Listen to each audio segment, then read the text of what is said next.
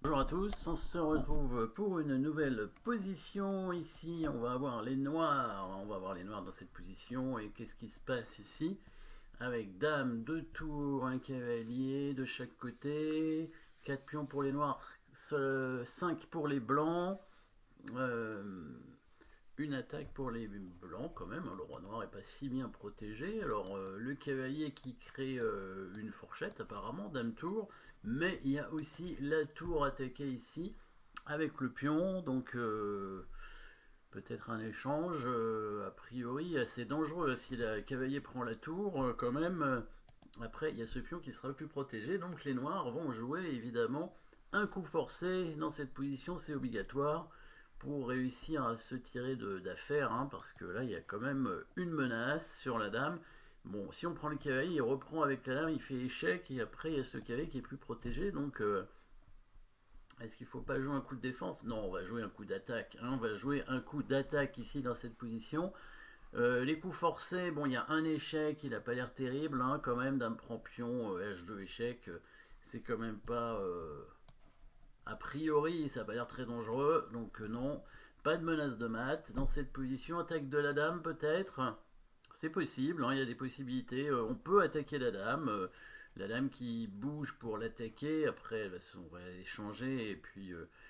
ou alors, si la dame attaque la dame, le cavalier peut très bien prendre la tour parce que ça protège la dame. C'est une possibilité. Et si une autre pièce attaque la dame, par exemple, le cavalier pourrait prendre la dame ici, ce sera un échange, et après la tour pourrait récupérer le cavalier. Pas oublier que les blancs ont un pion d'avance, donc c'est faisable. Donc il va falloir trouver quelque chose de plus fort encore. Peut-être essayer d'amener un pion à dame.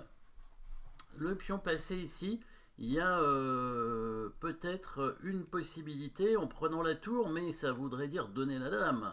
Ça voudrait dire donner la dame, on pourrait récupérer le cavalier, mais on pourrait prendre au passage ce pion sur échec, le coup intermédiaire, hein, qui permet d'avoir un pion très avancé, étant donné que la tour ne peut pas prendre ici à cause de l'échec en C1.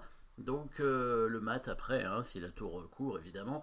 Donc ça veut dire que ce pion en F2 ne peut pas être pris directement par la tour, mais le roi peut bouger évidemment d'une case, hein, et là, est-ce que ce serait suffisant de reprendre le cavalier? Ce serait même pas bon, puisqu'il y aurait un échec de la dame ici pour gagner la tour. Donc qu'est-ce qu'on ferait dans ces cas-là? Alors il faut quand même continuer les coups forcés ici. Pion prend tour, cavalier prend dame, pion prend pion, échec, coup forcé, tout ça c'est des coups forcés, hein. Pion prend tour, les blancs sont obligés de prendre la dame.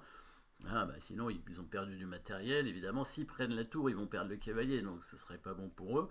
Donc ils prennent la dame, le pion prend le pion sur échec, le roi est obligé d'aller en H un seul coup, et là il faut trouver un nouveau coup forcé. Tour prend cavalier, c'est pas bon, même si ça force dame 5 échec, bah dame 5 échec c'est un bon coup pour les blancs parce que ça gagne la tour.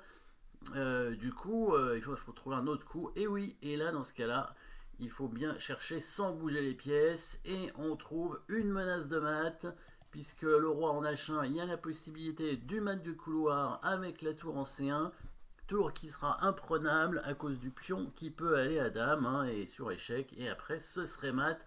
Donc tour en C1 menaçant mat, et là les blancs, bah, ils vont devoir parer le mat évidemment, hein, ça c'est sûr. Alors, ils peuvent faire un échec avec leur dame, ils peuvent directement revenir protéger la tour avec leur dame aussi.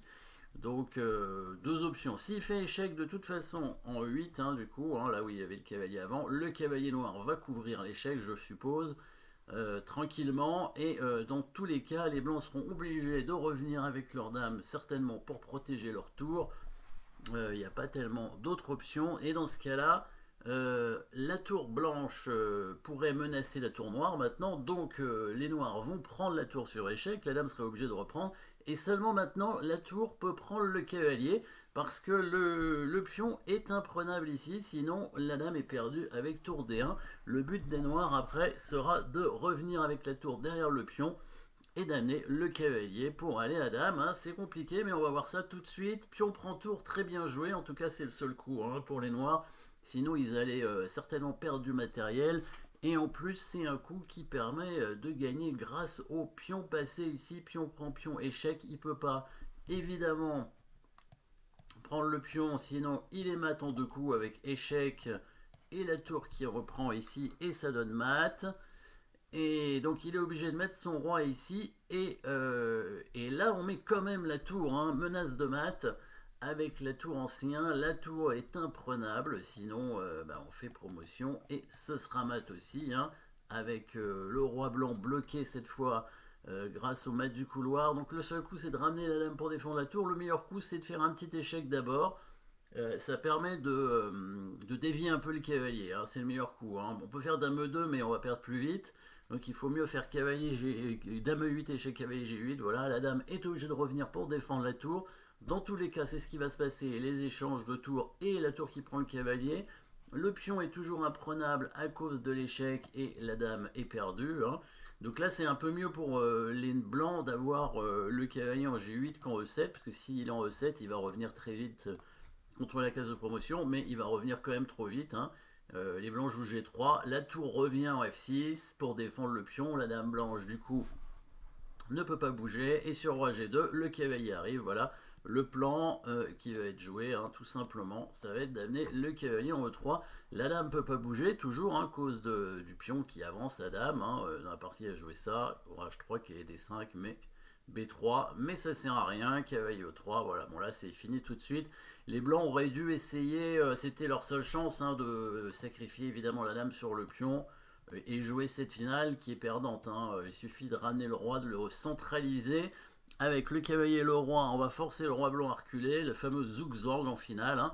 Et à un moment donné, même le cavalier pourra aller chercher certainement un pion, voire deux, sur l'aile opposée par rapport au roi. Le roi ne pourra pas protéger tous les pions en même temps. Donc bonne petite combinaison ici, hein, de la part des noirs. C'est un peu forcé, hein, de la trouver en fait. C'est une combinaison qui permet de sauver un peu la partie et en même temps de la gagner. Donc ça c'est quand même assez efficace, hein, avec ce sacrifice de dame et ce pion passé après. Voilà, merci d'avoir suivi cette position. N'oubliez pas de vous abonner et à bientôt.